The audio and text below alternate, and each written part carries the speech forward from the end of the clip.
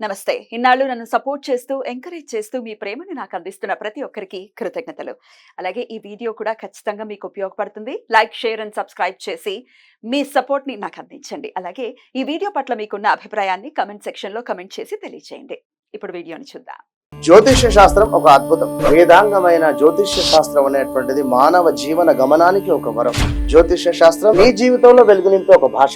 ఆ భాష నీకు అర్థమైతే ప్రకృతి నీతో మాట్లాడుతుంది. అస్ట్రాలజీ నేర్చుకోవాలి అనుకునే వారికి అద్భుత అవకాశం. మురళీధర శర్మ గారి అస్ట్రాలజీ క్లాసెస్ అతి త్వరలో మొదలు కాబోతున్నాయి. 100% జాబ్ గ్యారంటీ. వివరాల కొరకు సంప్రదించండి.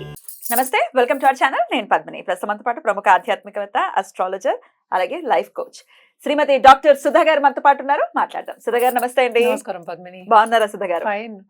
మీరందరూ ఎలా ఉన్నారు? మేము అందరం బాగున్నాం. సెప్టెంబర్ మాసం వచ్చేస్తుంది. మీరు బోర్డు మీద రాసినట్టుగానే ఎస్, సెప్టెంబర్ భాద్రపద మాసం కూడా సెప్టెంబర్ ఇంచుమించు 4వ తారీఖు మొదలవుతుంది. ఎలా ఉండబోతోంది సెప్టెంబర్ మాసం ద్వాదశ రాశుల వాళ్ళకి? అందరూ వేచి ఉంటారు కదా దాని గురించి. యాక్చువల్ గా ఫస్ట్ ఎప్పటికైనా మన రాశి ఫలితాలు మాట్లాడుకున్నాం అంటే మనం గోచారం మాట్లాడుకోవాలి. సో ఇక్కడ ఏమేమి ప్లానెట్స్ అంటే గ్రహాలు ఉన్నాయో చూద్దాం. ఏ ఇంట్లో ఉన్నాయి, ఏమేమి రాశిలో ఉన్నాయో చూద్దాము.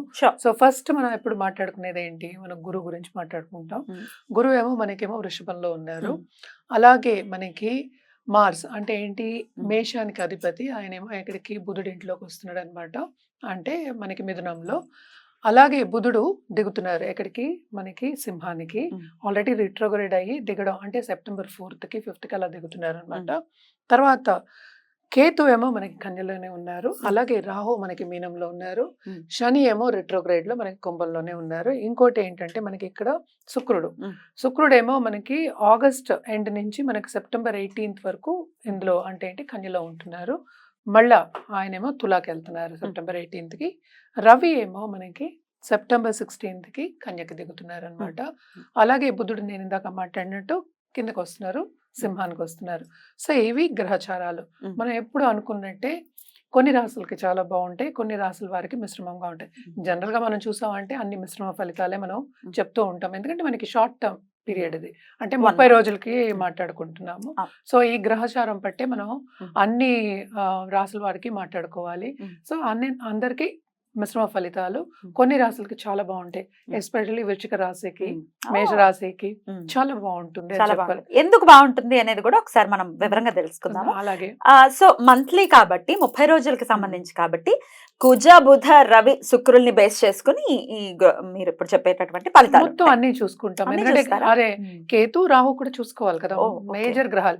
ఎప్పటికైనా గ్రహచారం అంటే ఏంటి, గోచారం చూసినప్పుడు మనం మేజర్ గ్రహాలని ఎక్కువ తీసుకుంటాం, అంటే పరిగణనకి ఎక్కువ తీసుకుంటాం. ఇవి చిన్న చిన్న అంటే ఏంటంటే తొందరగా మూవ్ అయ్యే ప్లానెట్స్ కనుక మనం కొంతవరకు చెప్పగలుగుతాం. ఏదైనా సరే వ్యక్తిగత జాతకం మీద ఆధారపడి ఉంటుంది. డెఫినెట్లీ ఏది జరిగినా 1 minute లో జరుగుతుంది, ఒక్క రోజు చాలు కదా. అదే కరెక్టే. బట్ ఏంటంటే అది లైఫ్ లాంగ్ వాళ్ళకి అది రిజల్ట్స్ అనేవి కనిపిస్తూ ఉంటాయి. కానీ అదే మంచి ఫలితాలు అయితే తప్పక అందరూ సంతోషిస్తారు. అవే ఏంటంటే కొంచెం ఏదైనా నలతో వచ్చింది, లేకపోతే మెడికల్ ఇష్యూస్ వచ్చాయి, లేకపోతే మనీ వెళ్ళిపోవడం, అలాగే సంపద పోవడం కానీ, లేకపోతే ప్రమోషన్ రాకపోవడం కానీ, లేకపోతే ఉద్యోగం పోవడం కానీ, ఉద్యోగం మార్పిడి కానీ, ఇలాంటివి జరిగినప్పుడు అందరికీ కన్సర్న్ అనేది ఎక్కువ అవుతుంది, యాంగ్జైటీ ఎక్కువ అవుతుంది. వీటన్నిటికీ మనం చెప్పేది మోస్ట్ ఇంపార్టెంట్ ఏంటంటే మనం పరిహారాలు చేయాలి, రెమెడియల్ మెషర్స్ చేయాలి. అదే తప్పక లాంగ్ టర్మ్ చేయాలి కదా. రెమెడియల్ మెషర్స్ ఇవాళ చేసి రేపు అయిపోవాలి, నువ్వు అన్నట్టు క్షణాల్లో అయిపోయే విషయాలు కాదు కదా. సో లాంగ్ టర్మ్ చేయాలి కనుక. సింహరాశి, ఈ సింహరాశి వారికి ఎలా ఉండబోతోందండి ఈ సెప్టెంబర్ మాసం? చాలా అద్భుతంగా ఉందండి, నిజంగానే చెప్తున్నాను. ఎందుకంటే రవి కూడానే ఉన్నారు, మళ్ళీ సెకండ్ హౌస్ కి వెళ్తున్నారు. కేతుతో పాటు వెళ్ళినప్పటికీ కొన్ని ప్రాబ్లమ్స్ ఉన్నా కూడాను బాగుంటుంది. ఎందుకంటే బుధుడు కూడా మనకి కింద దిగుతున్నారు మనకి. అంటే ఏంటంటే 2nd and 11th లార్డ్. అంటే ఏంటి, ఆర్థికంగా వీళ్ళ పొజిషన్ అనేది ఇంప్రూవ్ అవుతుంది. అండ్ ఆల్సో మనం చూసామంటే గురు సంచారం కూడా మంచిది 10th house. అంటే కెరీర్ డెవలప్మెంట్ కి చాలా బాగుంటుంది ఈ నెల. అంటే ప్రమోషన్ వచ్చే వాళ్ళకి ప్రమోషన్ వస్తుంది. అలాగే ఎస్పెషలీ పాలిటిషియన్స్ గురించి చెప్పుకోవాలి అంటే వాళ్ళకి సపోర్ట్ సిస్టమ్ అనేది బాగుంటుంది, పదవి వచ్చే ఛాన్సెస్ ఎక్కువ కనిపిస్తున్నాయి అని చెప్పాలన్నమాట. అన్ని సంచారాలు బాగానే ఉన్నాయి. మోస్ట్ ఇంపార్టెంట్ అంటే 8th రాహు ఉన్నారు అండ్ 2nd కేతు. అలాగే ఏంటంటే మనకి శుక్రుడు కూడా ఆయన ఓన్ హౌస్కి వెళ్తున్నారు అనమాట. సో అది కూడా మంచి సంచారమే కదా. శుక్ర సంచారం కూడా బాగుంటుంది వీళ్ళకి కొంతవరకు. సెకండ్ కేతు ఉన్నప్పటికీ ఏంటంటే కొన్ని కుటుంబ కలహాలు అనేవి చెప్తూ ఉంటాం. ఎందుకంటే ఈగో ప్రాబ్లమ్స్ అంటే ఏంటంటే ఇద్దరికి ఆలుమొగలు మధ్యన కానీ దాంపత్య జీవితంలో కానీ మిస్అండర్స్టాండింగ్స్ కానీ ఆర్గ్యుమెంట్స్ వచ్చే ఛాన్సెస్ ఎక్కువ కనిపిస్తున్నాయి. మనకి ఒక దాంట్లో బాగుంటే ఒక దాంట్లో బ్యాలెన్స్ అవుతుంది ఎక్కడో అక్కడ, కనిపిస్తూ ఉంటుంది. హెల్త్ విషయం కూడా సెన్సిటివ్ అయ్యే ఛాన్సెస్ ఉన్నాయి. కుటుంబ పరంగా ఏంటంటే కొన్ని డెసిషన్స్ తీసుకునేవి రాంగ్ డెసిషన్స్ అవ్వచ్చు. సో జాగ్రత్తగా కొంచెం పేషెంట్గా ఆలోచించి తీసుకోవడం అనేది వెరీ ఇంపార్టెంట్. అంటే ఏంటి, తొందరపాటు నిర్ణయాలు వద్దు అని చెప్పడం వెరీ ఇంపార్టెంట్ అనమాట. అది మాత్రం చూసుకోవాలి. అంటే ఈ రాశి వాళ్ళు ఎస్పెషల్లీ. అండ్ రవి రెండో హౌస్కి దిగినప్పటికీ ఇంకా చాలా బాగుంటుంది. ఇప్పుడు కూడానే ఉన్నారు కనుక కొన్ని ఇలాంటి ఇబ్బందులు నేను చెప్పాను. అలాగే కొత్తగా పెళ్ళయి దాంపత్య జీవితం స్టార్ట్ అయ్యే వాళ్ళకి కూడా కొన్ని మిస్అండర్స్టాండింగ్ వచ్చే ఛాన్సెస్ ఎక్కువ కనిపిస్తున్నాయి. ఎప్పుడు second half of this month అనమాట. అలాగే ఇన్వెస్ట్మెంట్ రంగంలో ఉన్న వాళ్ళకి తప్పక వాళ్ళు చేసిన ఇన్వెస్ట్మెంట్ మీద లాభమే వస్తుంది అని చెప్పాలి. కెరియర్ కూడా ఏంటంటే మార్పిడు అనేది కనిపిస్తుంది అనమాట. అంటే ఏంటంటే ఒక జాబ్ నుంచి ఇంకో జాబ్కి వెళ్ళే ఛాన్సెస్, అలాగే ప్రమోషన్ వచ్చే ఛాన్సెస్. అండ్ ఆల్సో ఏంటంటే మన్నను పొందుతారు అందరికి. అంటే సపోర్ట్ సిస్టమ్ అనేది ఎక్కువ, అదే చెప్తున్నాను, సపోర్ట్ సిస్టమ్ అనేది ఉంటుంది వీళ్ళకి. బాగుంటుంది ఈ నెల అంతా అనే చెప్పుకోవాలన్నమాట. కుజుడు వల్ల 11th కుజుడు ఉన్నారు కదా, తప్పక మంచిదేనా అంతే. అది కూడా మంచిదే కదా. 9th లార్డ్ మరి 11th లో ఉండడం, భాగ్యం డెవలప్ అవ్వాలి కదా మరి. సో ఆ సంచారం కూడా మంచిదే. కొన్ని ఇబ్బందులు అనేవి తప్పవు. అగ్రెసివ్ నేచర్ ఎలాగ ఉంటుంది, అందుకని ఈగో ఇష్యూస్ వస్తాయని చెప్పాను. సో అలాగే పార్ట్నర్ విషయంలో ఎస్పెషల్లీ పార్ట్నర్షిప్ బిజినెస్ లో కొంచెం జాగ్రత్త వహించడం మంచిది. ఈగో ఇష్యూస్ రాకుండాను. మిస్అండర్స్టాండింగ్ ఆల్రెడీ అది దాంపత్య జీవితం గురించి చెప్పారు.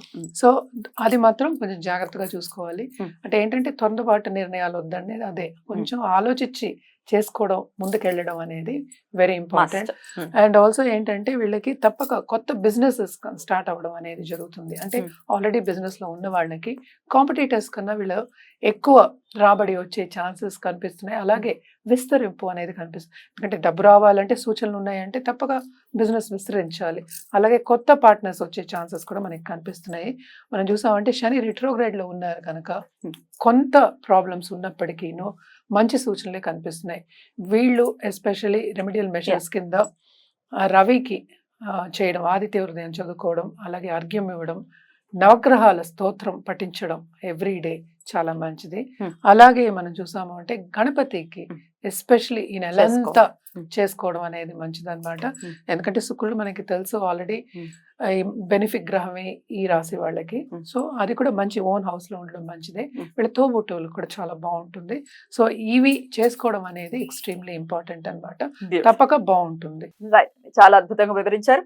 గణపతి ఆరాధన చేయమంటున్నారు. గణపతికే ఆరాధన చేస్తుంది యావత్ దేశం అంతా కూడా. కాబట్టి వీళ్ళు ఇంకాస్త భక్తి శ్రద్ధలతో చేసుకోవాలి.